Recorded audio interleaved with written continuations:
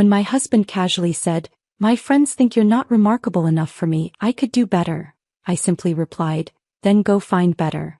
That same day I quietly canceled our plans, the gifts, everything. 2 weeks later at 4 a.m. his closest friend called me in tears. "Please answer. Something happened tonight and it's about you." I woke up to Emmett packing a suitcase. "What are you doing?" I asked, still groggy, checking the clock. 6:15 in the morning. "I'm going to Marcus's place for a few days." He didn't look at me, just kept folding shirts with aggressive precision. "I need space to think about our relationship. About whether this is really what I want." I sat up. "Whether what is what you want?" "This. Us." He gestured vaguely at our bedroom, at me, at the 7 years of marriage contained in furniture and framed photos. "You're a great person, Cora. But my friends have been asking questions. About why I'm with someone who doesn't really have ambitions. Someone who's just comfortable. Not impressive." The word landed like a slap. Sienna said something last night that really stuck with me. She said I was too remarkable to be with someone unremarkable. And I think she's right. He zipped the suitcase. "So I'm going to take some time. Figure out if I want to stay in this marriage or if I want to find someone more aligned with where my life is going." He walked toward the door, suitcase in hand. "Emmett," I said. He turned back, probably expecting tears, expecting me to beg him to stay. "Before you go, I need to tell you something about my work. About what I've actually been doing for the last 3 years while you thought I was just comfortable and unremarkable." He set down the suitcase, annoyed. "Cora, this really isn't the time. My company was just acquired for $21 million. My share is $12.7 million. I said it calmly, clearly, watching his face process information that didn't fit his narrative. "So yes, take your time at Marcus's place. Think about whether you want to find someone more impressive. And while you're doing that, I'll be planning something special for your birthday. Don't worry, you and all your friends are invited." His mouth opened. Nothing came out. "Oh, and Emmett? The apartment lease is in my name. So take all the time you need. Just not here." The silence that followed was the most satisfying sound I'd heard in 7 years. He stood frozen in the doorway, suitcase handle gripped in one hand, his brain visibly trying to process what I'd just said. I could see the calculations happening behind his eyes. 12.7 million, company acquisition, 3 years. Trying to reconcile the numbers with the woman he thought he knew. "You're lying," he said finally. His voice was flat, defensive. "You don't have a company. You do freelance consulting from the apartment." "I do crisis management consulting," I corrected. "For tech companies. Data breaches, PR nightmares, executive scandals. The kind of disasters other firms won't touch." I reached for my phone on the nightstand, pulled up my email, turned the screen toward him. "This is from Catalyst Ventures. The acquisition closed yesterday. Would you like to read the wire transfer confirmation?" He didn't move. Didn't reach for the phone. Just stared at me like I'd suddenly started speaking a language he didn't understand. "My business partner's name is Maya Chin. We started the firm 3 years ago, right around the time you got that promotion you were so proud of. Remember? When you came home talking about your new title and your raise and how you'd finally made it." I set the phone back down. "I was happy for you. I made your favorite dinner. I listened to you talk about your success for 2 hours. I never mentioned that I'd just signed my first 7-figure client." "Why?" The word came out strangled. "Why wouldn't you tell me?" "I thought about that. Really thought about it. Because you were so proud of being the successful one," I said finally. "The breadwinner. The remarkable husband with the supportive wife. And I actually thought, that letting you have that narrative was what a good wife did. That making myself smaller so you could feel bigger was love." I got out of bed, walked past him to the closet. Started pulling out clothes for the day. A simple black dress. Professional. The kind of thing I wore to client meetings when I needed to project authority. "I supported you for 2 years after you finished grad school," I said, keeping my voice level. "While you were interning at firms that paid nothing. I paid our rent. I paid our bills. I never mentioned it because I thought that's what partners did." Emmett was still standing in the doorway, pale now, the suitcase hanging forgotten in his hand. "Last year when your firm restructured and cut your salary, I covered the shortfall. You were embarrassed, so I didn't make a big deal about it. Just quietly transferred money from my business account to our joint account so you wouldn't have to worry." I pulled the dress off its hanger. The Tesla you've been test driving every weekend? I made a down payment last week. $20,000. Surprise. Cora. The apartment we live in, the lease is in my name, has been since before we got married. You moved in with me, not the other way around. I turned to face him. The furniture, the art on the walls, the car you drive, I bought all of it. Not because I was keeping score, but because I thought we were building a life together. I thought we were partners. His face had gone from pale to gray. I didn't know. No, you didn't. Because you never asked. The words came out sharper than I'd intended, years of suppressed frustration finally finding their edge. In 7 years of marriage, you never once asked me what I was really working on, what I cared about, what I was building.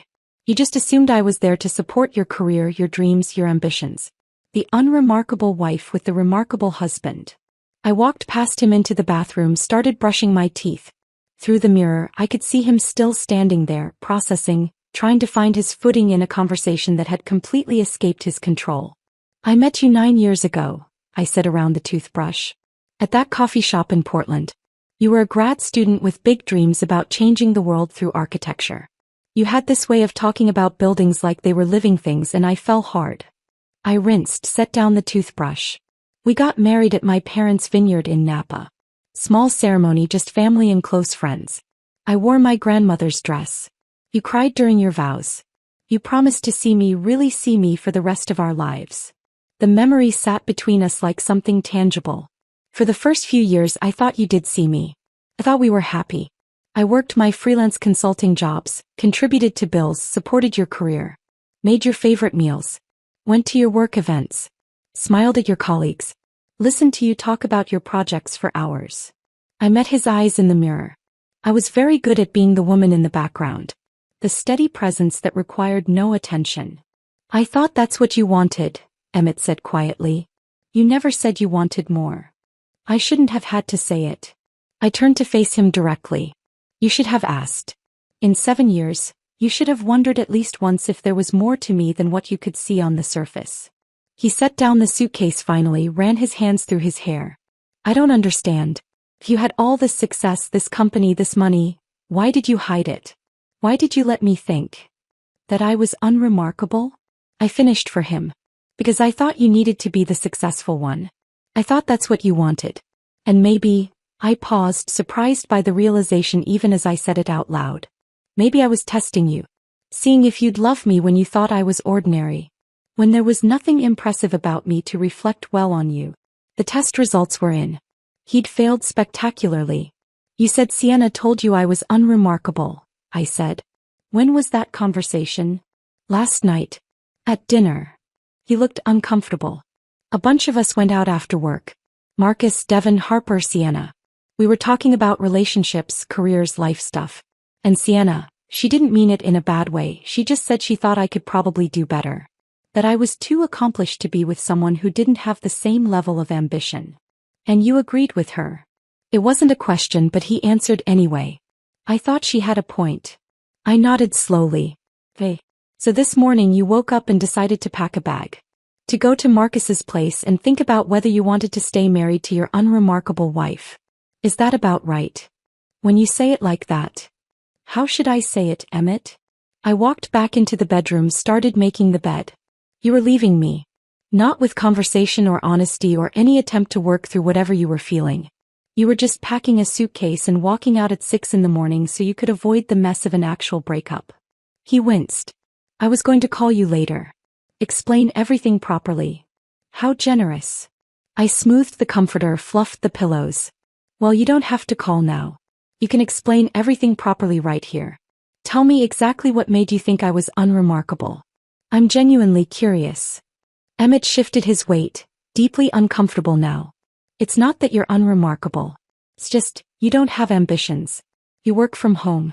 You don't have a title or a career path or a 7-figure income. He stopped. Or a multi-million-dollar company. Or clients in 6 countries. Or acquisition offers from 2 Fortune 500 companies. I sat down on the edge of the bed. Which part of that sounds unambitious to you? I didn't know about any of that. Because you never asked. I repeated it, letting it sink in. 7 years, Emmett. You never asked.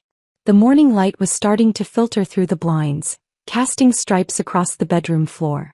Somewhere outside I could hear traffic building, the city waking up, people starting their ordinary days with their ordinary problems. My problem was no longer ordinary. "I want you to go to Marcus's place," I said finally. "I want you to take your time thinking about whether I'm remarkable enough for you. And while you're doing that, I'm going to be doing something too." "What?" "Planning your birthday party." I smiled, but it wasn't warm. "You said your friends are all invited, right? Marcus, Devin, Harper, Sienna? The ones who think I'm so unremarkable." He nodded slowly, wary now. "Good. Because I already have a reservation at Atelier Rousseau for your birthday. I made it 4 months ago. Michelin-starred restaurant, 3-month waitlist, the works. I was going to surprise you with a private dinner, just the two of us."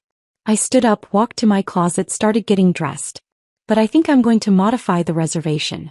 Make it a group event. Something memorable." "Cora, what are you planning?" I pulled the black dress over my head, zipped it up. "I'm planning to give you and your friends exactly what you want. The truth about who I really am. No more hiding. No more being unremarkable." I grabbed my laptop bag from the desk, my car keys from the dresser. "The apartment lease is in my name, like I said. So take your suitcase and go to Marcus's place. Take a week. Take 2 weeks. Take however long you need to decide if you want to find someone more impressive than me." I walked to the bedroom door, then paused and looked back at him. "But Emmett, don't miss your birthday dinner.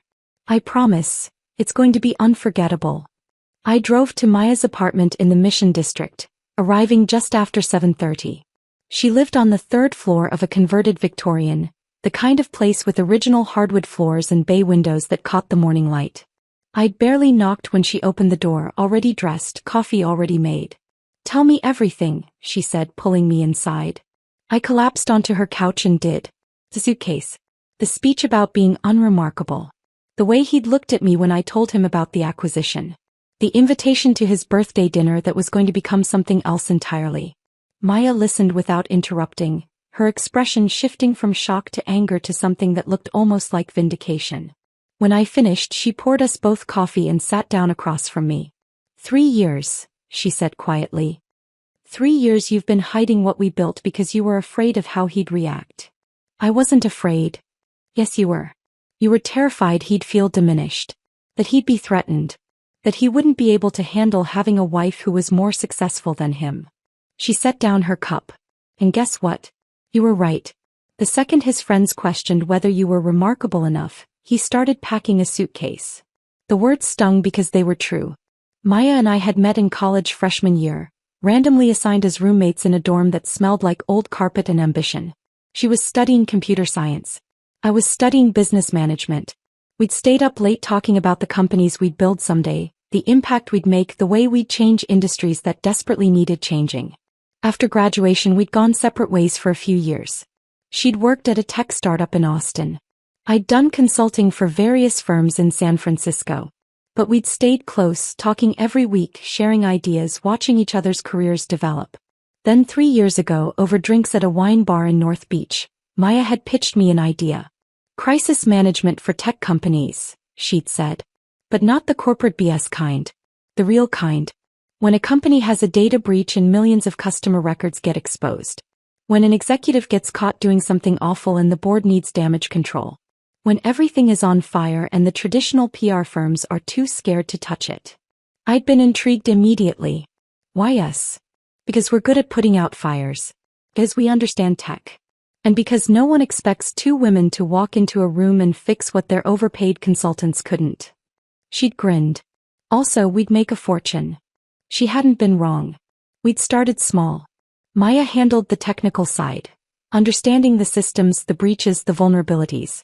I handled the people side, the executives, the boards, the carefully crafted statements that acknowledged problems without creating legal liability. Our first client had been a mid-size fintech company that had exposed 3 million users' financial data through a coding error. They'd hired us out of desperation after 2 other firms had turned them down. We'd fixed it in 6 weeks. Contained the PR damage. Implemented new security protocols. Turned a catastrophe into a case study in responsible crisis response. Word spread fast in the insular world of tech executives. By the end of year 1, we'd billed $800,000. By the end of year 2, $2.3 million. Last year, $4.2 million. We were expensive. We were discreet. And we were devastatingly effective at saving reputations and careers when everything was falling apart. 6 months ago, 2 Fortune 500 companies had approached us about acquisition. They wanted our methods, our client list, our expertise. But most of all, they wanted us. The offers had been staggering. The kind of numbers that made my accountant develop a nervous tick when he showed me the projections. But both offers came with the same condition. We had to go public. Our LLC structure had kept our names hidden, offering anonymity to clients who valued discretion above everything else. But if we wanted 8-figure payouts, we needed to become the public faces of what we'd built. I'd hesitated. For months, I'd told Maya I needed more time, that I wasn't ready, that going public would complicate things at home. The truth was simpler and more pathetic. I was afraid of how Emmett would react. I should have told him years ago, I said now, staring into my coffee. When we first started making real money. When we landed our first 7-figure client. I should have just been honest. Why weren't you? Maya asked gently. I thought about that. Really thought about it. Because he was so proud of being the successful one. The breadwinner. Every time we went to a party or a work event, he'd introduce me as his wife who does some freelance consulting, and then he'd spend 20 minutes talking about his latest architectural project. And I'd stand there smiling, nodding, playing the supportive wife. I set down my cup. I told myself I was being kind, letting him have the spotlight, not making it a competition. But it wasn't kindness, Maya said. It was enabling. I know that now. She pulled out her laptop, opened it on the coffee table between us. Hey. So here's where we are. Catalyst Ventures is ready to close the deal. $21 million for 60% of the company. Your share after splitting, $12.7 million. Mine the same. We stay on as executive partners, full control of operations, 5-year commitment. The number still didn't feel real. The press release is drafted, Maya continued. Jordan McNulty is handling PR. He's coordinated with TechCrunch, Forbes, Entrepreneur Magazine, all the major business outlets. The story goes live the night of Emmett's birthday. Ashfordshire Crisis Management acquired by Catalyst Ventures. 2 women built an 8-figure company while everyone was looking the other way. She glanced up at me. That's the angle Jordan wants to lead with. The invisible founders. The women who built something extraordinary while staying completely under the radar. It's a good story, Cora. People are going to eat it up. I thought about Emmett seeing that story. About Marcus and Devin and Sienna and Harper. All the friends who'd decided I wasn't remarkable enough. Scrolling through their feeds and seeing my face beside Maya's. Seeing the numbers. Seeing the truth they'd been too lazy or too dismissive to discover on their own. When's the board meeting? I asked. Friday. 3 days from now. The investors want to finalize terms, sign papers, make it official. Maya closed her laptop. Are you ready for this? Really ready? Because once we do this, there's no going back to invisible. We're the face of the company. Every success, every failure, every decision, it's public now. I'm ready, I said. And I meant it. That afternoon, I went home and pulled out every piece of documentation I'd been maintaining for the past 3 years. Partnership agreements with Maya. Client contracts with NDAs and confidentiality clauses. Bank statements showing wire transfers and quarterly earnings. Tax returns that told a story Emmett had never bothered to read. I'd been supporting us financially for the last 18 months. Ever since his architecture firm had gone through restructuring and cut his salary by 30%. He'd been embarrassed, angry at himself, worried about money. I'd quietly transferred funds from my business account to our joint account, covering the difference so seamlessly he'd never noticed. The apartment we lived in. My name was the only one on the lease. I'd bought it 5 years ago before we got married, back when I was still freelancing and saving aggressively. Emmett had moved in after the wedding. We'd never bothered changing the paperwork. The furniture, the art on the walls, the expensive coffee maker he used every morning. I'd bought all of it. Not because I was keeping score, but because I'd had the money and he'd had student loans he was still paying down. The car he drove. The laptop he used for work. The tailored suits that photographed well at client meetings. All of it funded by the unremarkable wife doing her freelance consulting from home. I made copies of everything, organized it chronologically, created a simple presentation with clean slides and undeniable numbers. Then I pulled up the folder I'd labeled Support, 2 years ago when Emmett had graduated and started looking for work. 2 years of rent payments while he interned at firms that paid nothing but promised experience. The $15,000 I'd loaned him for professional camera equipment, high-end gear for architectural photography that would make his portfolio stand out. He'd promised to pay me back when he got his first real paycheck. That was 4 years ago. We'd never discussed it again. The $8,000 website redesign by a professional developer who'd made Emmett's online portfolio look slick and sophisticated.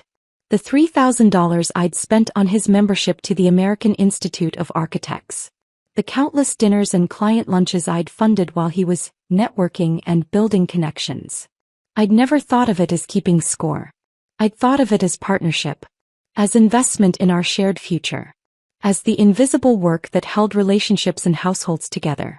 But looking at the numbers now, spread across my desk in neat columns of debits and credits, I realized I'd been subsidizing more than his career.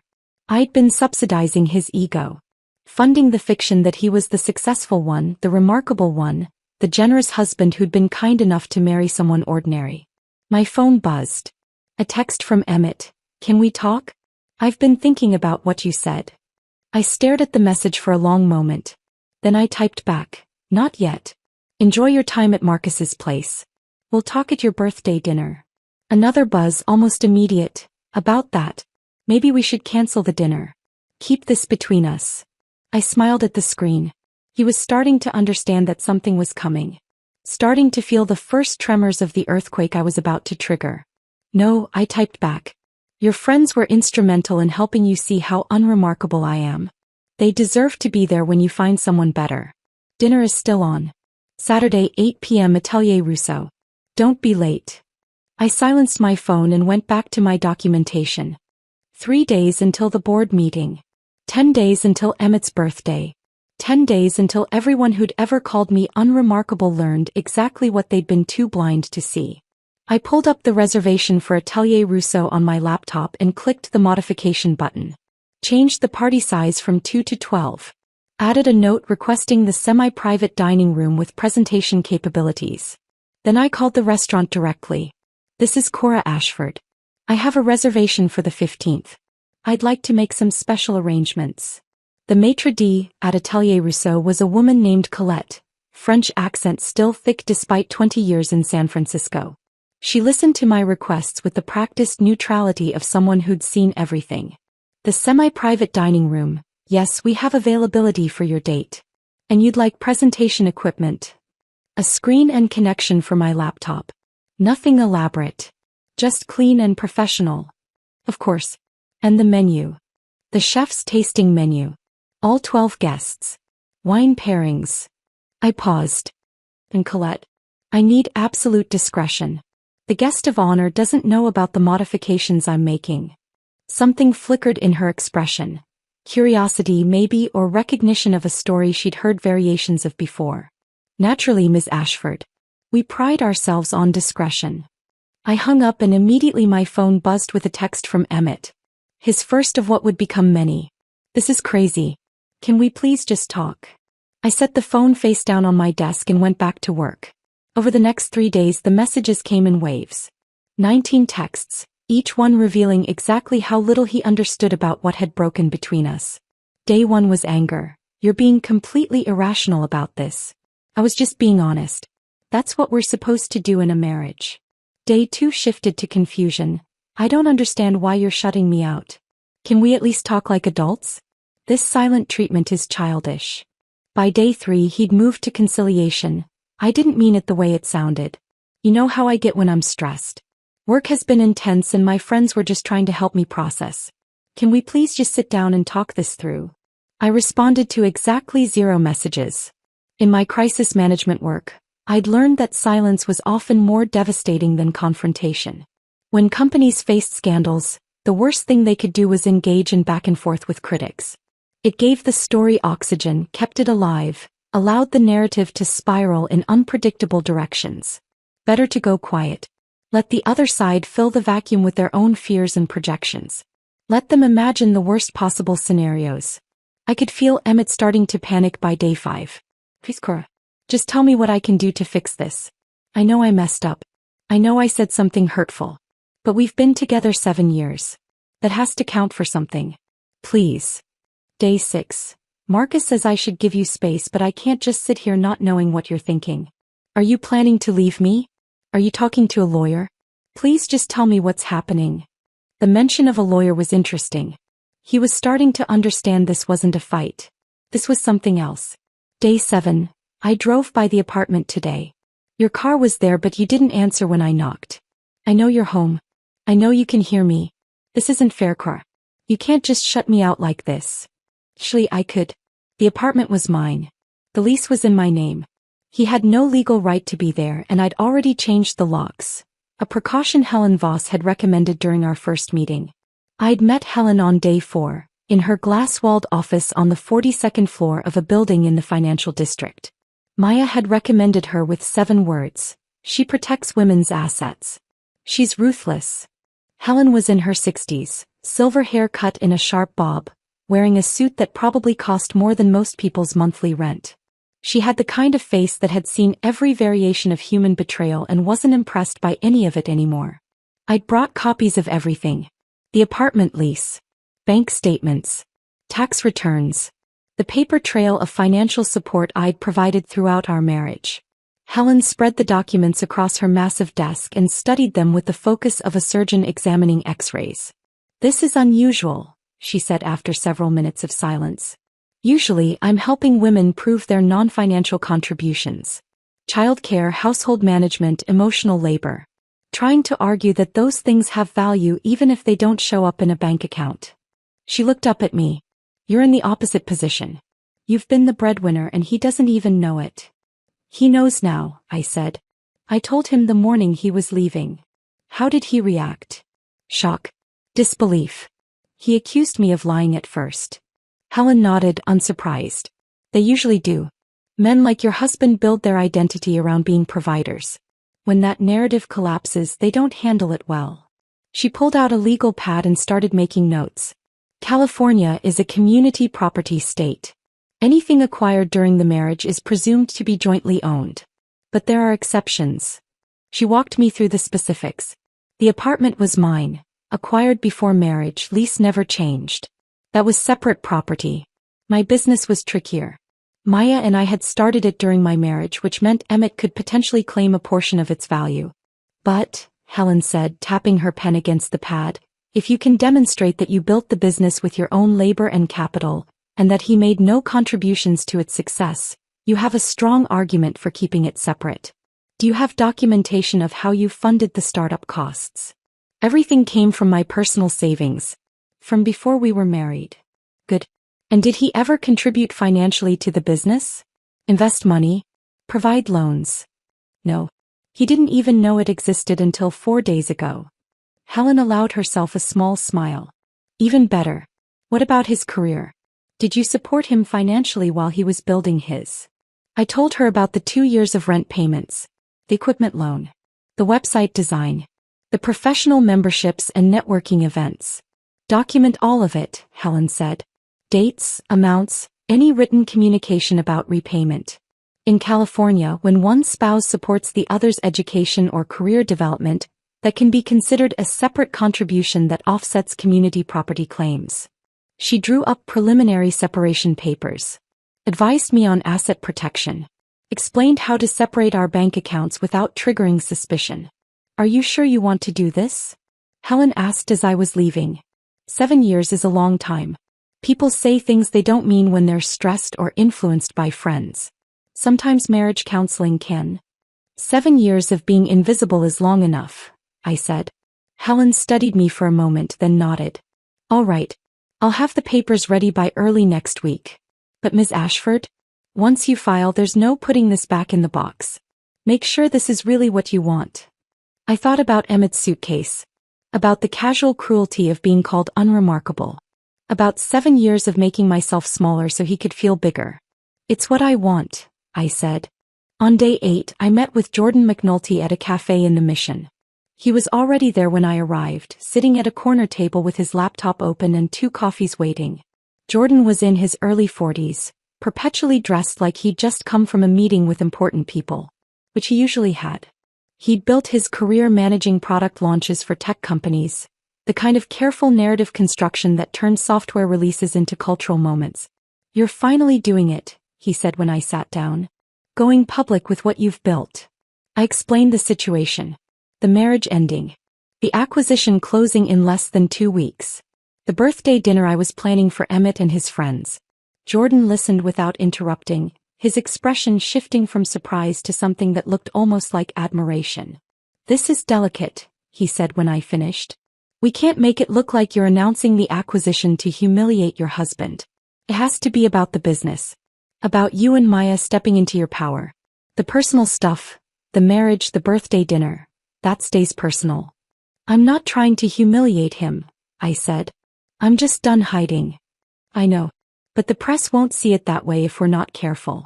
They'll make it about revenge, about a bitter wife getting back at her husband. That's not the story we want." He pulled up a draft press release on his laptop. Ashfordshire Crisis Management acquired by Catalyst Ventures. 2 women built an 8-figure company while everyone was looking the other way. "We lead with the business achievement. The innovation. The fact that you've been handling some of the biggest tech crises of the last 3 years and nobody knew your names. That's the story. When does it go live?" "I'm thinking Saturday night. 11 p.m. After your dinner." He glanced at me. "That gives you your moment with Emmett and his friends. Then while they're all processing what you told them, the press release hits. By morning it's everywhere. Tech blogs, business news, LinkedIn. The story becomes about your success, not about your marriage. Can you coordinate with Forbes? TechCrunch? Already have. They're hungry for this story. Secret female founders who built something massive? That's catnip for business press right now." He closed his laptop. "But Cora, I need you to understand something. Once you're visible, you can't go back to invisible. People will have opinions about you. About your business. About your marriage. They'll dissect your life on social media. Are you ready for that?" I thought about the last 7 years. About introducing myself as Emmett's wife at parties and watching people's eyes glaze over with disinterest the moment they learned I just did some consulting. About being remarkable in secret because I was afraid of what visibility would cost. "I'm ready," I said. On day 14, the morning of Emmett's birthday, I woke at 5 a.m. to an email from Maya with the subject line, "We did it. Wire transfer confirmed. We're rich. $12.7 million just hit your account. Check it." "I'll wait." I pulled up my banking app with shaking hands. The number was there. Undeniable. 7 figures followed by more figures than I'd ever seen in my personal account. I waited for euphoria. For tears. For some big cinematic moment of triumph. Dad, I felt calm. Clear. Like I'd been walking through fog for 7 years and someone had finally turned on the sun. The money wasn't the point. The point was I'd built something real while everyone was looking the other way. I'd proven, to myself if no one else, that remarkable wasn't something someone else got to decide about you. I got out of bed and walked to my closet. Pulled out the midnight blue silk dress I'd bought last week specifically for tonight. Simple cut, expensive fabric, the kind that whispered instead of shouted. I showered, did my makeup, styled my hair. When I looked at myself in the mirror, I barely recognized the woman looking back. Not because I looked different, but because I felt different. Thought. Present. Done disappearing. My phone buzzed. Another text from Emmett. "See you tonight?" I smiled at the screen and typed back. 8 p.m. Don't be late. I arrived at Atelier Rousseau at 7:45, parking in the structure across the street. The evening air was cool, typical for San Francisco in late September, carrying that salt and fog smell from the bay. I walked the 2 blocks to the restaurant, my heels clicking against the pavement in a steady rhythm that felt like a countdown. The restaurant's exterior was understated, just a brass plaque beside a dark wooden door, the kind of place that didn't need to announce itself because everyone who mattered already knew where it was. I'd walked past it a dozen times with Emmett over the years, watching him slow down each time, his eyes lingering on the couples disappearing through that door into whatever magic waited inside. "Someday," he'd say. "When I really make it, we'll go there." I'd made the reservation 4 months ago. Back when I still thought we meant something. Colette was waiting inside, elegant in black, her French accent still thick despite what I knew was 20 years in San Francisco. She recognized me immediately. We'd spoken on the phone 3 times in the past week, finalizing details. "Miss Ashford," she said, extending her hand. "Everything is prepared exactly as you requested." "Thank you, Colette." She led me past the main dining room, past tables of well-dressed couples speaking in low voices over wine that cost more per bottle than most people's weekly groceries. We went through a corridor lined with black and white photographs of the Parisian food markets, then through a door into the semi-private dining room I'd reserved. It was perfect. The table was set for 12 champagne flutes catching the light from the Edison bulbs overhead. The menus were already placed. I'd pre-selected the chef's tasting menu, 7 courses, wine pairings with each. In the corner, discreet but visible, was the screen and projector I'd requested, already connected to the restaurant's Wi-Fi network. "The presentation equipment is ready," Colette said. "You'll be able to connect directly from your laptop. And I've briefed the sommelier. Champagne will be poured when you give the signal." I pulled out my laptop, tested the connection. The first slide appeared on the screen, a simple title slide with my company logo.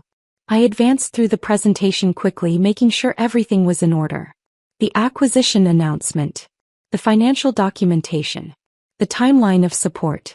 All of it clean, professional, undeniable. "Perfect," I said, disconnecting. "I'll reconnect when I'm ready." "Will you be joining the party immediately, or would you prefer to wait at the bar?" "The bar," I said. "I want to watch them arrive."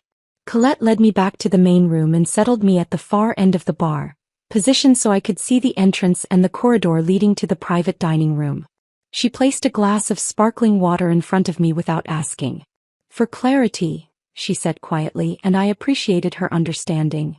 I needed to be clear tonight. Present for every moment of what was about to happen. The first guests arrived at 7:53. Marcus and Devin, Emmett's college roommates, both of them dressed in suits that screamed finance money. Marcus had put on weight since I'd last seen him at a barbecue 2 summers ago. Devin had shaved his head, probably trying to get ahead of the balding that was clearly winning. They looked around with confusion, checking their phones, comparing notes. Through the window, I watched them show each other their text messages. Invitations I'd sent from an unknown number claiming to be from Emmett. Colette greeted them smoothly, confirmed they were here for the Ashford party, and led them to the private dining room. I watched their faces as they passed. Curiosity, uncertainty, the beginning of that social anxiety that comes from not knowing what role you're supposed to play. Harper arrived next at 7:57, Emmett's colleague from Morrison and Associates. I'd met her exactly 3 times in 7 years. Twice at company holiday parties and once at a dinner celebrating Emmett's promotion. She was the kind of woman who dressed like she was perpetually on her way to an important meeting. Sharp blazer, crisp blouse, heels that added 3 inches but somehow still looked practical. She greeted Marcus and Devin with the kind of professional warmth that didn't quite reach genuine friendship, and I realized she probably didn't know them well either. We were all supporting players in Emmett's life, kept carefully separated so we never compared notes. At 8 o'clock exactly, Sienna walked in. I'd never met her in person, but I recognized her from the photos Emmett had shown me. Tall, blonde, the kind of pretty that looked expensive to maintain. She was wearing a dress that probably cost what most people spent on rent. Emerald green, fitted, the kind that demanded attention in any room.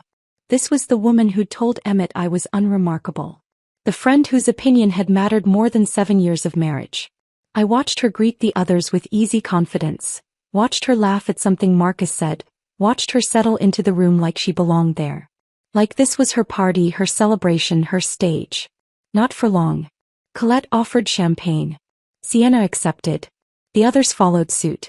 They clustered in the private dining room, visible through the glass partition, their body language shifting from confusion to that forced social energy people adopt when they're not sure what's happening but don't want to seem uncool. I checked my phone. 8:02. Emmett was late. Then the door opened and there he was. He stood in the entrance for a moment, scanning the restaurant, and I watched the confusion bloom across his face when he spotted his friends through the glass. He pulled out his phone, checked it like he might have missed a message explaining what was happening.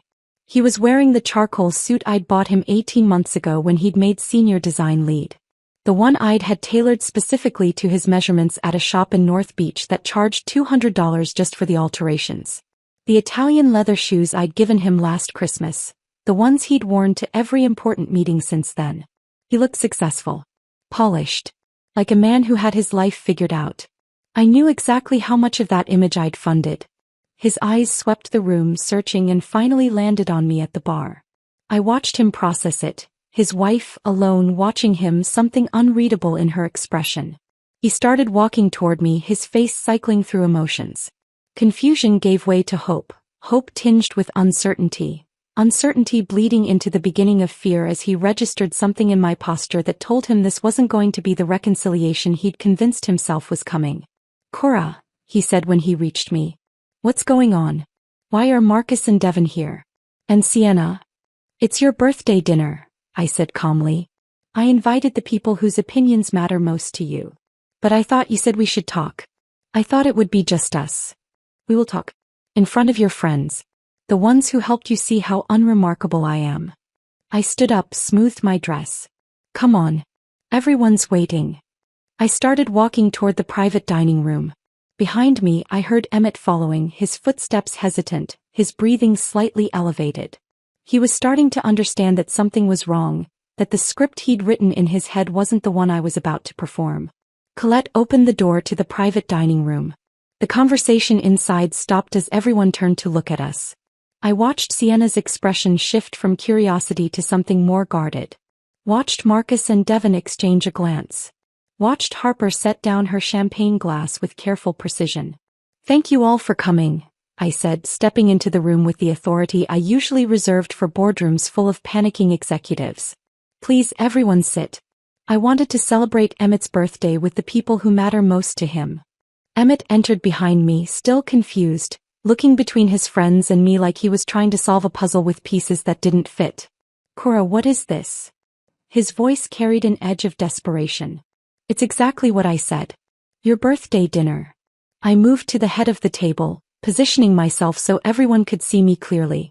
"2 weeks ago, you told me your friends think I'm not remarkable enough for you. That you could do better. I thought your friends should be here when you find out exactly how remarkable I've been."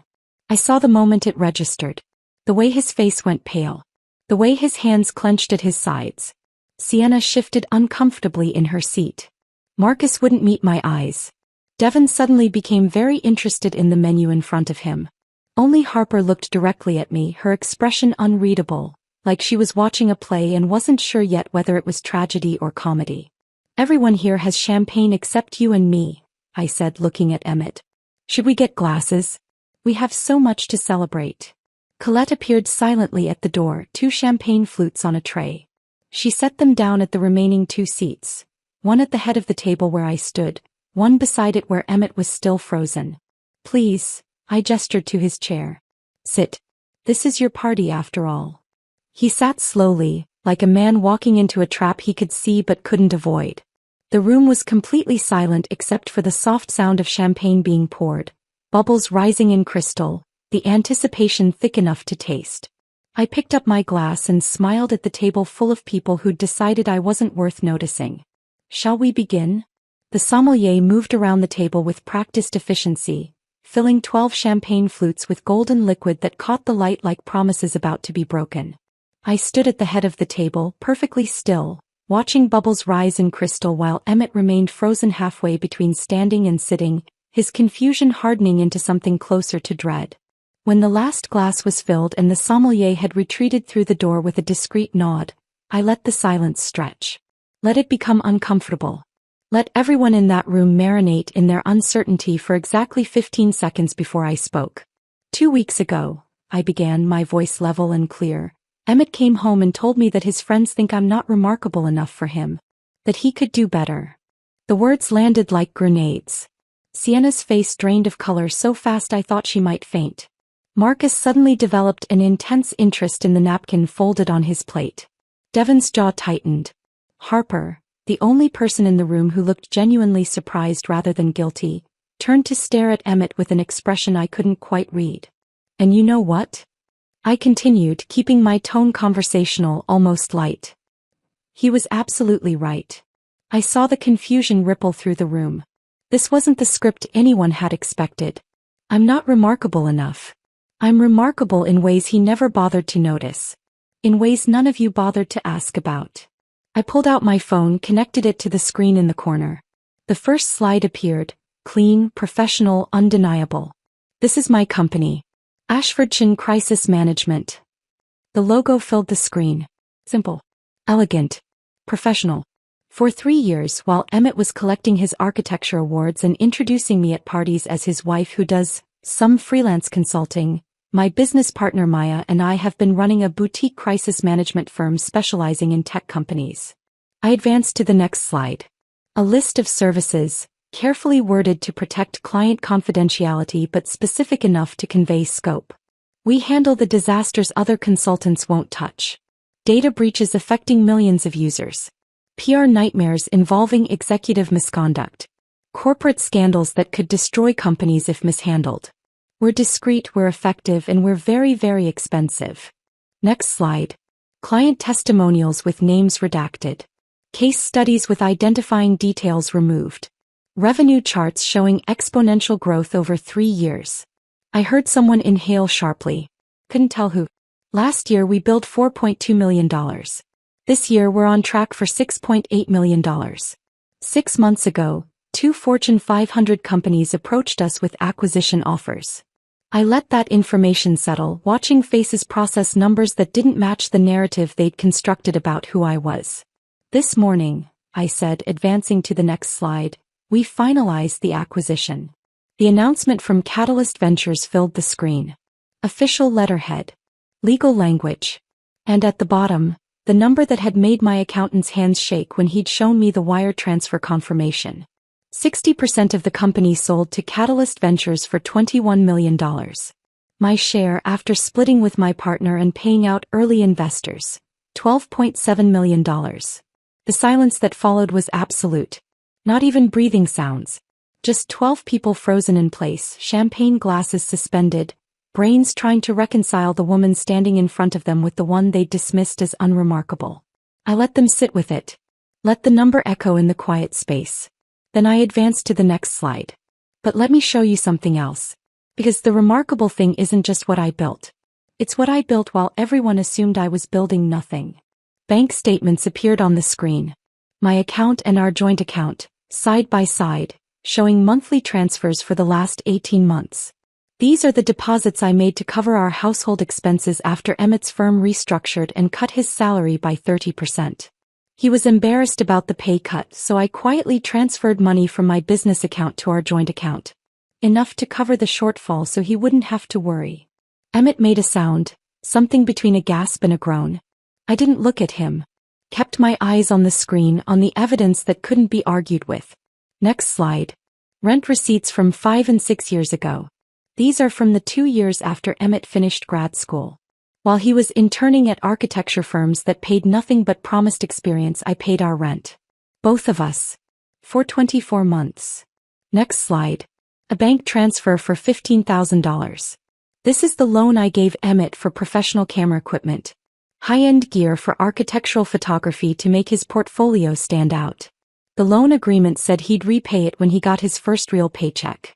That was 4 years ago. We never discussed it again.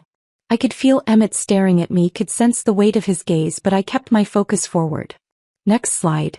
An invoice from a web development company. $8,000 for a professional website redesign. His portfolio site, the one that helped him land his job at Morrison & Associates. Next slide. Another invoice. $3,000 for his membership in the American Institute of Architects. Professional development courses. Networking events. Materials for presentations. Slide after slide. A paper trail of support that had been invisible because I'd never demanded recognition for it. Never mentioned it. Never held it over him. The receipts added up in real time on the screen. Dinners I'd paid for while he was networking. The car insurance I'd covered.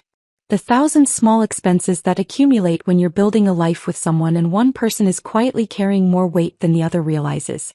I never thought of this as keeping score, I said quietly. I thought of it as partnership. As love. As the invisible work that holds households together. I finally looked at Emmett. His face was gray, his hands gripping the edge of the table like he needed something solid to hold on to. But looking at these numbers now, I realize what I was actually doing. I was subsidizing your ego. Funding the fiction that you were the successful one, the breadwinner, the remarkable husband generous enough to marry someone ordinary. I turned to face the whole table. And all of you helped maintain that fiction.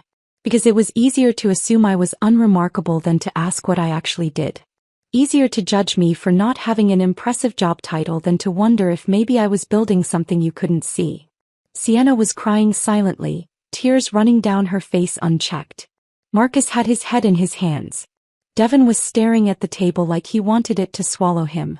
Harper was still looking at Emmett with that unreadable expression. Something between disappointment and disgust. The apartment we live in, I continued, the lease is in my name. Has been since before we married. Emmett moved in with me, not the other way around. The furniture, the art, the car he drives, I bought all of it. Not because I was keeping score but because I had the money and he had student loans he was paying down. I disconnected my phone from the screen.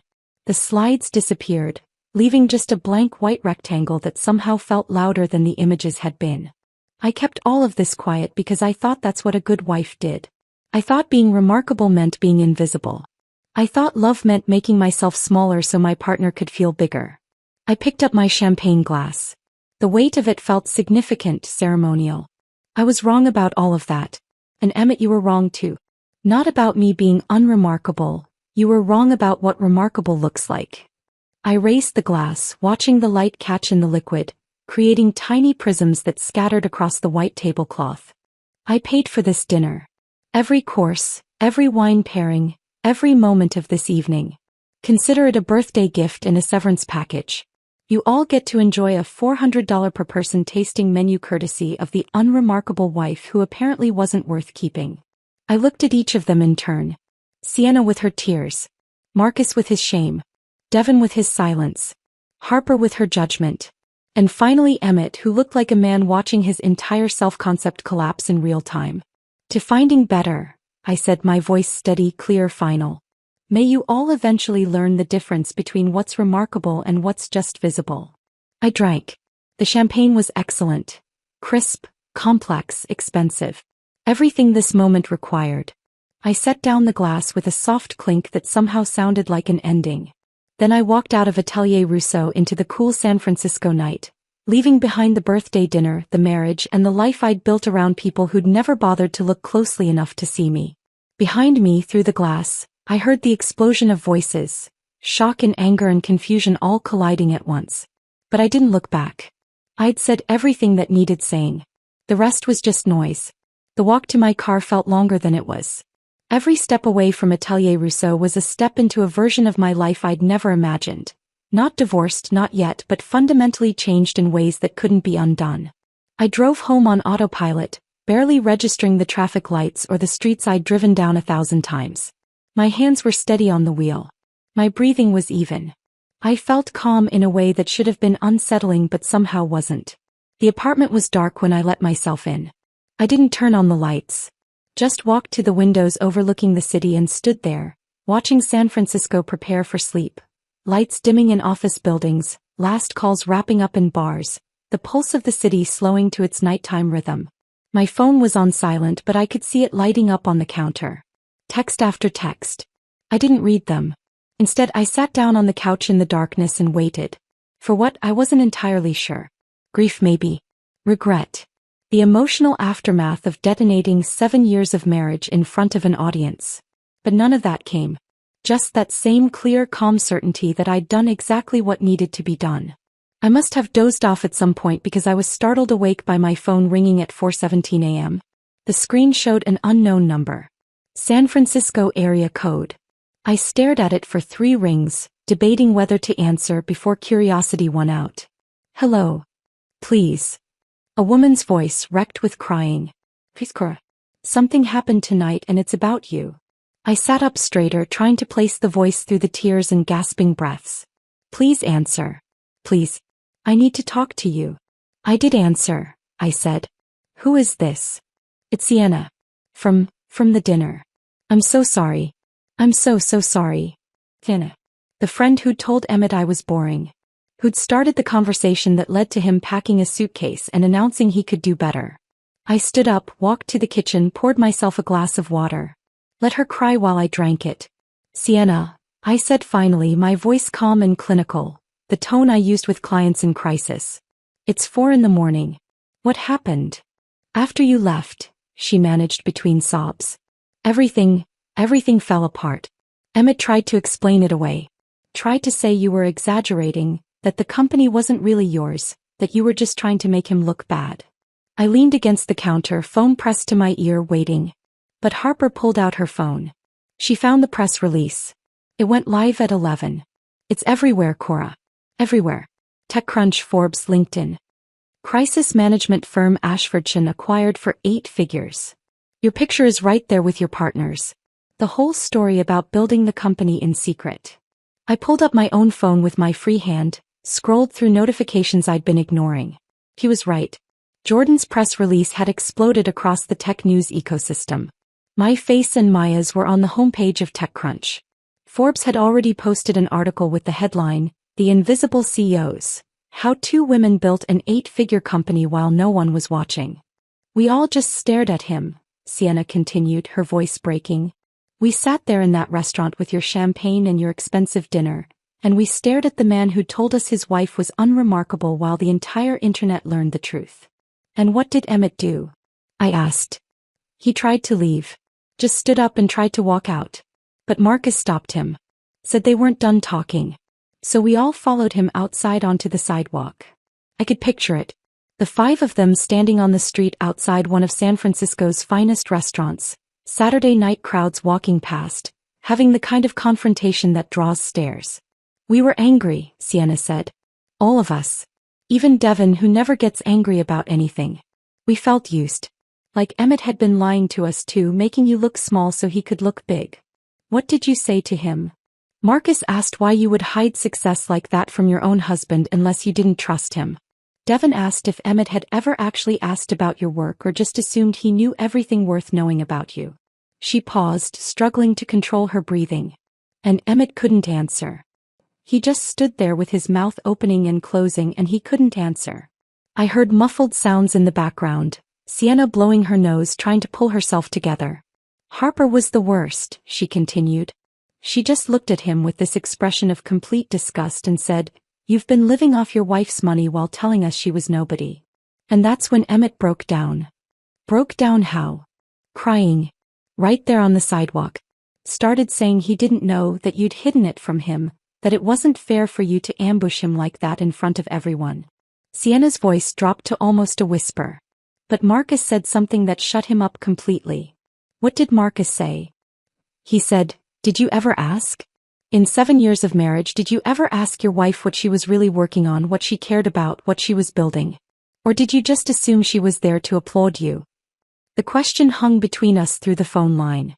The same question I'd been asking myself for weeks now. Had Emmett ever really asked?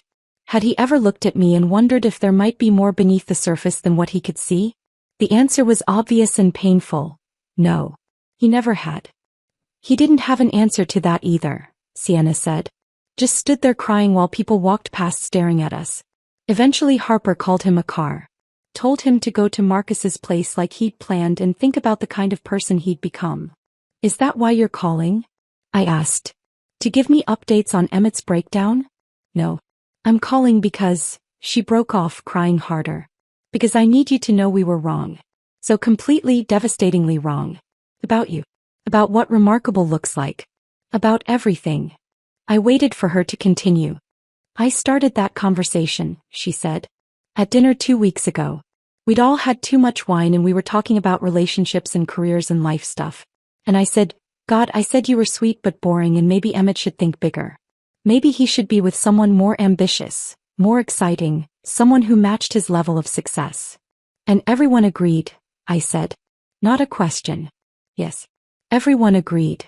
Because it was easy to look at you and make assumptions. Easy to see a quiet wife at work events and think she must not have anything interesting going on. Easy to never ask questions. Sienna, I said, my voice harder now. Why are you calling me at 4 a.m? Because Emmett is destroyed and I don't know if he's crying because he hurt you or because everyone knows the truth now. And I need to know which one it is. I need to know if there's any part of him that actually feels bad for what he did to you or if he's just embarrassed that everyone found out. I thought about that distinction. The difference between remorse and regret. Between feeling sorry for the harm you caused and feeling sorry for the consequences you're facing. Those are two very different things, I said. Yes. Sienna's voice was small. They are. And I don't think it's the first one. You're probably right. Is there any chance, she asked suddenly, desperately, any chance you could forgive him? That you could try again?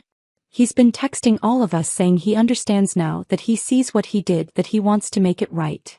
I walked back to the window, looked out at the city starting to wake up. Early morning joggers. Delivery trucks. The sun just beginning to lighten the sky from black to deep blue. No, I said. There isn't a chance. But if he's really learned, if he's really changed. Sienna, he didn't change. He got caught. There's a difference. I leaned my forehead against the cool glass. And even if he had changed, even if this somehow transformed him into a person capable of seeing me clearly, I don't want to be there for his transformation. I don't want to be the test case for his growth. So it's really over? It was over the moment he packed that suitcase, I said. Everything since then has just been epilogue. She was quiet for a long moment. Then, what you did tonight, showing us all the truth like that, was it revenge? I considered the question honestly. No, I said finally. It wasn't revenge. Revenge requires wanting someone to suffer. I didn't want that. I just wanted people to stop living in the comfortable fiction Emmett had built. I wanted the truth to be visible. Well, it is now, Sienna said softly. Very, very visible. Good. Cora. Her voice was tentative now, like she was afraid to ask but needed to anyway. Do you hate us? For what we said, for how we talked about you? No, I said, surprising myself with the honesty of it. I don't hate you. I just don't think about you at all anymore. That seemed to land harder than hatred would have. I have to go, I said. It's late. Or early. Whatever this is. Hey, thank you.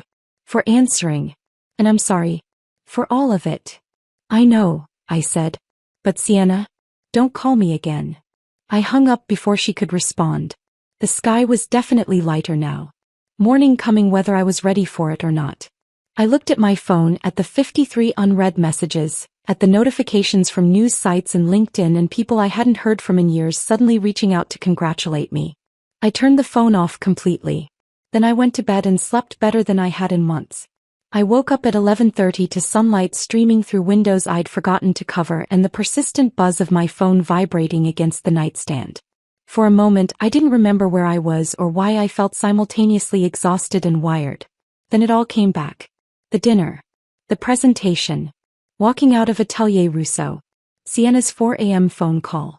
I reached for my phone and immediately regretted it. 53 unread emails. 27 missed calls. Text messages that had stopped loading because there were too many to display at once. I scrolled through the emails first, watching the subject lines blur past. Interview request Forbes. Podcast invitation How I Built This. TechCrunch wants to feature you. Entrepreneur Magazine Your Story. Book deal interest literary agent.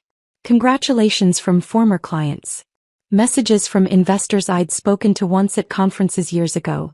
Suddenly remembering my name and asking about expansion opportunities. 3 separate podcast producers wanting me to tell the story of building a company in secret. And the headlines. My God, the headlines. I opened Safari and typed my name. The results filled the screen. Secret CEO's marriage ends after husband calls her unremarkable. The woman who built an 8-figure company while her husband thought she was nobody. From invisible to unstoppable. One woman's revenge on being underestimated. Tech executive exposes husband's belittling at his own birthday party. Some articles were sympathetic, framing me as a woman who'd finally stood up for herself. Others were critical, using words like calculating and vindictive and public humiliation.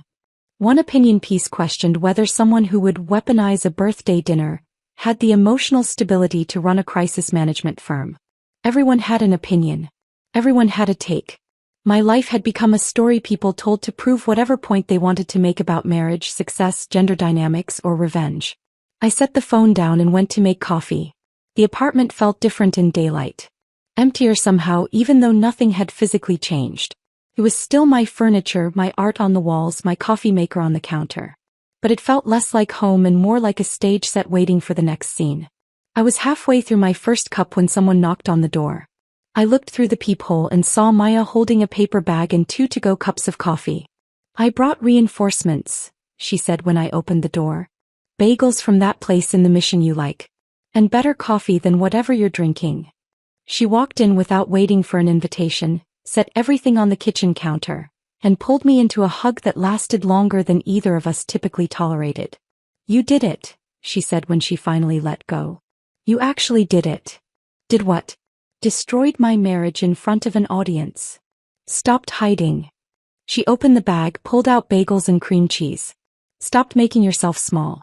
Stopped letting him take credit for the life you built." We settled on the couch with food and better coffee, and Maya filled me in on her morning. "I've given 3 interviews already. Forbes, TechCrunch, and NPR's Marketplace. Turned down 5 others because I figured we should coordinate our messaging." She took a bite of her bagel. "Jordan's been handling most of the press requests, but they specifically want both of us. The story of 2 women building something this big in secret. It's catnip for business media right now." "How bad is it?" I asked. "The personal stuff?" Maya pulled out her phone, scrolled through something. "It's everywhere. The dinner, the presentation, the acquisition announcement. Someone at the restaurant must have talked because there are details about what you said, what you showed on the screen. Twitter's having a field day. Half the people are calling you a hero. The other half think you're a villain." She handed me her phone. I scrolled through the tweets.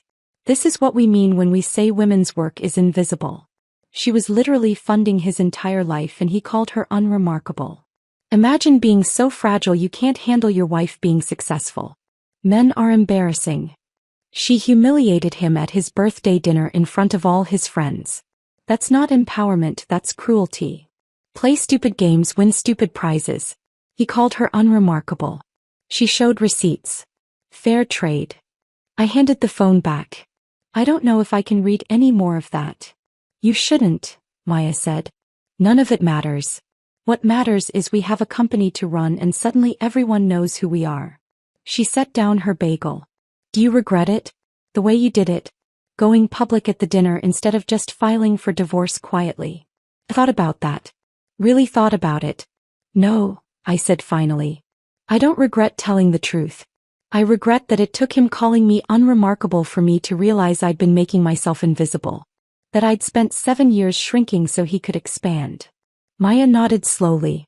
"You know this changes everything, right? We can't go back to being anonymous. We're the face of Ashfordshire now. People are going to have opinions about us. About how we dress, what we say, who we date, what we believe. We're public figures now, whether we wanted to be or not." "I know. Are you ready for that?" I looked at my phone, at the 53 emails and 27 missed calls and the hundreds of social media notifications I hadn't even begun to process. "I guess I have to be." Maya stayed for another hour, helping me draft responses to the most important interview requests, coordinating with Jordan on messaging strategy, making a list of decisions that needed to be made about the company's public presence now that we were no longer invisible. When she left, I finally opened my personal email and found what I'd been avoiding. 12 messages from Emmett, sent throughout the night and early morning. I read them in chronological order, watching the progression like a time-lapse of someone's self-concept collapsing. 11:47 p.m. "What the hell was that? You humiliated me in front of everyone I know. How could you do this?" 12:23 a.m. "You planned this. You set me up. Made me look like a fool on purpose." 12:58 a.m. "I know I said something hurtful, but you didn't have to destroy me publicly. That was cruel." 1:34 a.m. "Everyone's texting me. The press release is everywhere. Why didn't you tell me? Why did you hide it?" 2:15 a.m. "I don't understand. You never told me you had a company. You never said you were successful. How was I supposed to know?" 2:47 a.m. "I didn't know you were supporting us financially. You never mentioned the rent payments or the loans. Why didn't you tell me?" 3:03 a.m. "Marcus asked if I ever asked about your work. If I ever wondered what you were building. And I couldn't answer him." 3:33 a.m. "I see it now. I see what I did. How I never asked. How I never looked. How I made you small because I needed to feel big. I don't know if you'll ever read this, but I'm sorry. Not for getting caught. For what I did to you every day for 7 years. The last message was different from the others. Less defensive. More raw. Like he'd finally stopped trying to manage the situation and started actually thinking about what he'd done. I read it twice, looking for manipulation, for the careful word choice of someone trying to produce a specific response. Found only exhaustion and something that might have been genuine understanding. I deleted all 12 messages anyway. My phone rang. Helen Voss, my lawyer. Good afternoon, she said when I answered, her voice carrying a warning note I recognized from our first meeting. I hope you've been resting after your eventful evening. Barely. What's wrong? Emmett retained counsel this morning. Richard Castellano, family law. He's expensive and aggressive, and he called me an hour ago asking about our intentions regarding separation. My stomach dropped. Already? He moves fast. That's part of why he's expensive. I heard papers rustling on her end. I told him you're prepared to file for dissolution, that you're seeking no community property claims given that the apartment and business assets are clearly separate property. But Cora, you need to prepare yourself for what's coming. What's coming? Richard is going to argue that Emmett deserves compensation for supporting your career during the early years of your marriage. He's going to paint a picture of a devoted husband who sacrificed his own advancement to support his wife's ambitions, who's now being discarded the moment she achieved success. I almost laughed. He supported my career? I paid our rent for 2 years while he was unemployed. I know. And we have documentation proving that. But Richard is very good at crafting narratives that judges find compelling. He'll argue that emotional support, networking assistance, household management, all of it constitutes contribution to your success. I walked to the window, looked out at the city below. Ordinary Sunday afternoon, people living their ordinary lives. No idea that mine was becoming something unrecognizable. What do I need to do? Nothing yet. Just be aware that this isn't going to be quick or quiet. Richard will fight for a settlement. He'll probably leak things to the press to pressure you. He'll make this as public and painful as possible if he thinks it'll get you to pay out. Let him try, I said. I have 7 years of documentation. Bank statements. Loan agreements. Receipts for every dollar I spent supporting Emmett's career while he was telling people I was unremarkable. If Richard wants to make this public, we'll make it very public. Helen was quiet for a moment. That's a dangerous game, Cora. Divorce proceedings that play out in the media rarely end well for anyone. Neither does staying invisible, I said. After we hung up, I sat on the couch with my cold coffee and thought about what came next. Legal battles. Media scrutiny. Every detail of my marriage and my business dissected by strangers with opinions. My phone buzzed. A text from Jordan. CNN wants you for an interview tomorrow. Morning segment. Are you ready for television? I looked at my reflection in the darkened TV screen across the room. Messy hair. No makeup.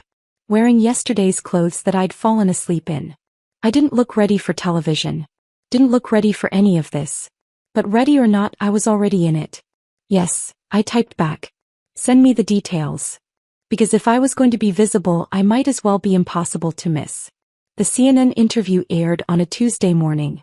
I watched it from the green room of a podcast studio in Oakland where I was scheduled to record next, my phone muted, coffee going cold in my hand. The host asked predictable questions about the acquisition, about building a company in secret, about what it felt like to finally step into the spotlight. I'd given careful answers, the ones Jordan and I had rehearsed, professional, measured, focused on the business rather than the personal drama everyone actually wanted to hear about. But then she'd asked the question I hadn't prepared for. Do you think your husband ever loved you? I'd paused on screen and I watched myself now in that pause, seeing something flicker across my face that I couldn't quite name. I think he loved the version of me that fit into his story, I'd said finally. The question is whether that counts as love at all. The clip went viral within hours. By afternoon, it had been turned into memes, quoted in think pieces, debated on Twitter by people who'd never met either of us but had strong opinions about what love should look like. That was 8 weeks ago. Now it was early December and I was standing in the new offices Maya and I had leased in the financial district 43rd floor, looking out at the bay through floor-to-ceiling windows that made the whole city look like something we owned. The space was everything we'd dreamed about during those late nights 3 years ago when we were still building in secret. Exposed brick walls. Open floor plan with standing desks and collaborative spaces. A conference room with a view so stunning that clients sometimes lost their train of thought mid-sentence, distracted by the bridge and the water and the sense that they were making decisions at the top of the world. We had 40 employees now. Actual staff with business cards and email signatures and 401k plans. Clients in 6 countries.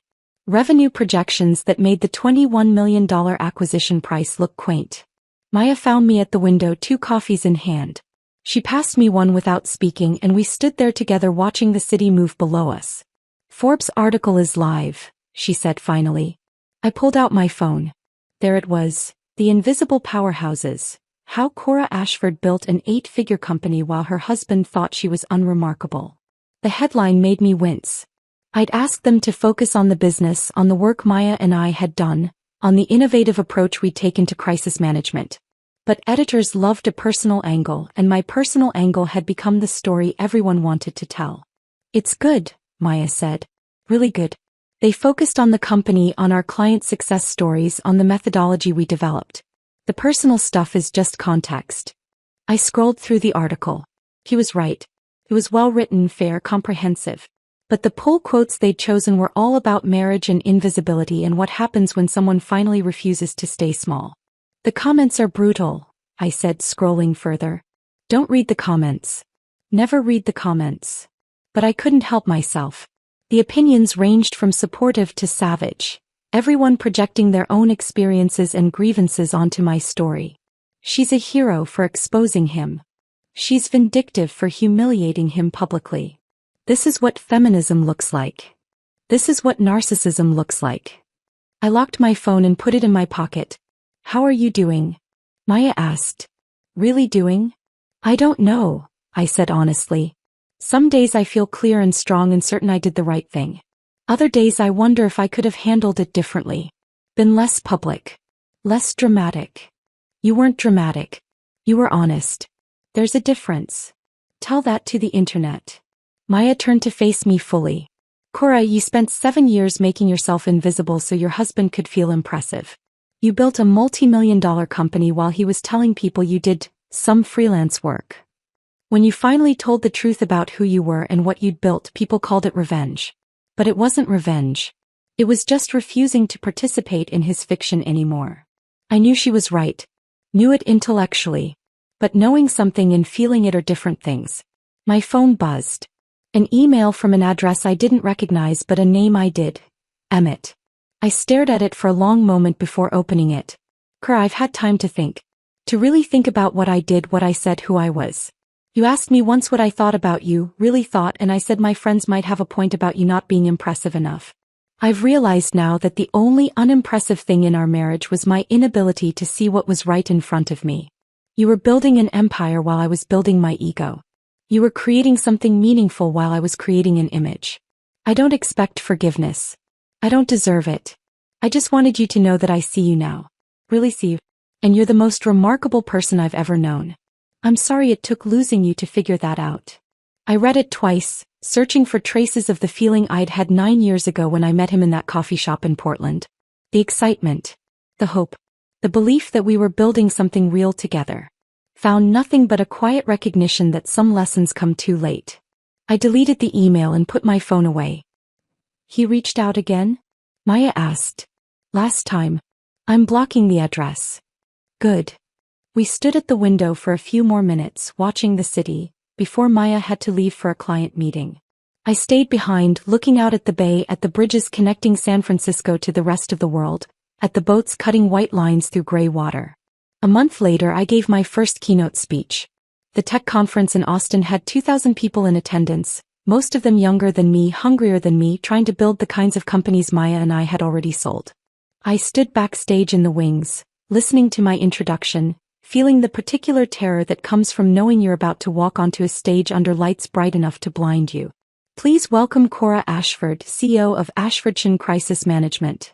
The applause started and I walked out into the light. I talked for 30 minutes about invisibility as a strategy, about building in the shadows until what you've created becomes undeniable. I talked about the cost of making yourself small, about the years I'd spent diminishing my own accomplishments because I thought that's what partnership required. And I talked about the moment I decided to stop. Not because I wanted revenge, though that's how everyone framed it, but because I finally understood that remarkable wasn't something someone else got to decide about me. The applause when I finished was thunderous. People stood. Some were crying. Afterward, in the green room, a young woman approached me. She couldn't have been more than 25, eyes bright with that particular hunger that comes from wanting to prove yourself worthy of the space you occupy. My boyfriend told me I should focus on supporting his startup instead of building my own, she said. He said two entrepreneurs in a relationship would be too competitive. That someone needed to be the support system. What did you say? I asked. Nothing yet. But after hearing your talk, I'm going home and breaking up with him. I smiled. Good. Is that what you would do? In my position? I thought about that. About 7 years of supporting Emmett's career while quietly building my own. About the price of invisibility and the cost of visibility. About the woman I'd been and the woman I'd become. I'd ask yourself one question, I said. Does he make you feel bigger or smaller? Does being with him expand your sense of what's possible or contract it? If the answer is contract, you already know what to do. She nodded, thanked me, and walked away with the kind of determined stride that suggested she'd already made her decision. On a Friday evening in mid-December, 3 months after the dinner that changed everything, I stood in my apartment. My apartment paid for with money I'd earned, filled with furniture I'd chosen, and looked out at San Francisco glittering in the winter dusk. My phone buzzed. Maya asking if I wanted to grab dinner. Thai place in the Mission? I typed back. See you in 30. I thought about Emmett sometimes. Wondered if he'd learned the lesson or just learned to hide his assumptions better with the next person. Wondered if he told his version of our story at dinner parties, casting himself as the victim of a vindictive woman who'd hidden her success to make him look bad. I thought about Sienna and Marcus and Devin and Harper. Whether they'd changed how they measured people or just gotten more careful about saying their judgments out loud. But mostly I thought about the woman I'd been. The one who made herself small. Who built empires in secret. Who believed love meant disappearing until there was nothing left of yourself but the reflection in someone else's eyes. And I thought about the woman I'd become. Visible. Valued. Finally taking up the space I'd earned. Emmett had called me unremarkable, and in doing so he'd given me permission to stop performing. Stop shrinking. Stop asking for permission to be exactly as extraordinary as I'd always been. I grabbed my coat and keys, locked the door behind me and headed out into the December evening. The city was alive with lights and movement and possibility. And I was finally, undeniably, unforgettably visible. That quiet revolution, from invisible to unforgettable, turned out to be the most remarkable thing of all. If this story of reclaiming your power had you hooked from start to finish, hit that like button right now. My favorite part was when Cora revealed those bank statements at the birthday dinner, showing who really funded everything. What was your favorite moment? Drop it in the comments below. Don't miss more empowering stories like this. Subscribe and hit that notification bell so you never miss an upload.